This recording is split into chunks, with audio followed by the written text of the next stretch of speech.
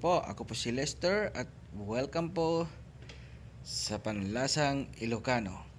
At ngayon po ay magluluto mo naman po tayo ng chicken broccoli. At ito po ang ating mga gagamitin. Chicken breast. At iwain po natin siya ng maliliit. Depende po sa inyo kung anong gusto niyo pong hiwa. Yan po.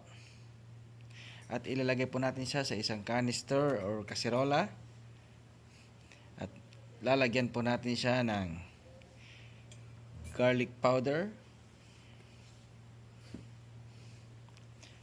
paminta or black pepper powder, at maglalagay din po tayo ng oyster sauce.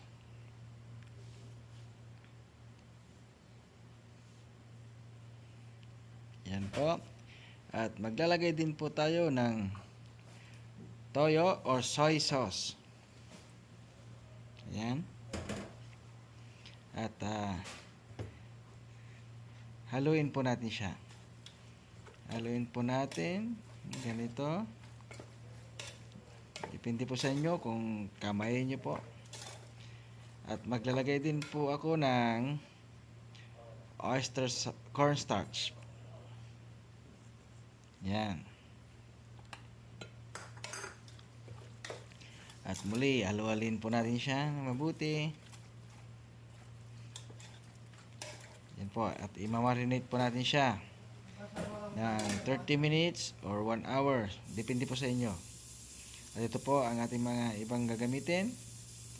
Garlic and onion. Soy sauce.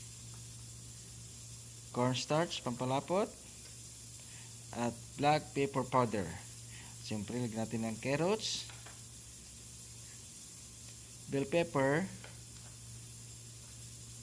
At broccoli. At ito po ang ating marinated chicken.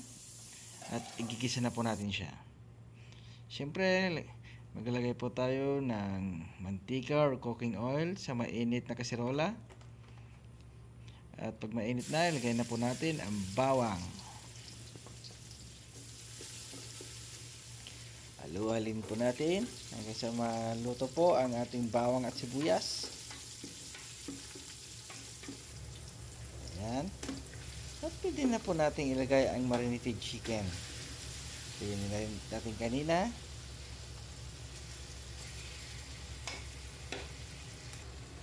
Ayan.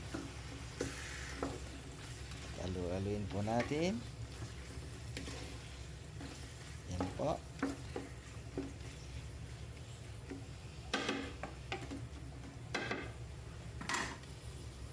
At takpan po natin. Yan. Takpan po natin. Yan. At haluin po natin siya para hindi po siya masunog sa ilalim. Naway, nasusundan nyo po ako. Madali lang po lamang po lutuin to. Takpan po natin at lutuin po natin siya ng ilang minuto pa. Ayan. Pwede na natin ilagay ang carrots. Carrots po unahin natin kasi matigas po ito at matagal po lutuin. Ayan, haluin po natin.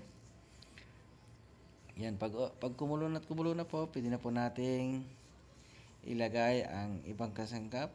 Lagyan natin ng paminta to taste. Yan, haluin po natin.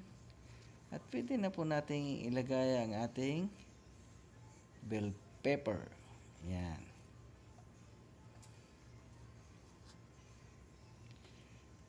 Pinili ko po ang red at saka green para colorful. Depende po sa inyo kung gusto nyo kulay. At ilagay na po natin ang cornstarch na tinunaw ko po sa tubig.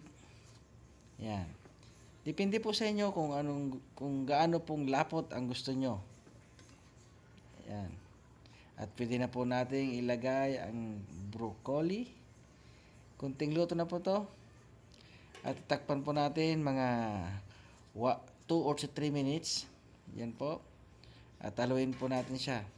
Huwag po natin siyang gawing overcook ang ating broccoli. Para sa gayon, crispy po siyang kainin. Yan. Okay na po siya. At luto na po ang ating broccoli chicken. At naway nagustuhan nyo po ang putahing ito. Salamat po sa inyong panunood. Mabuhay po kayo. God bless po.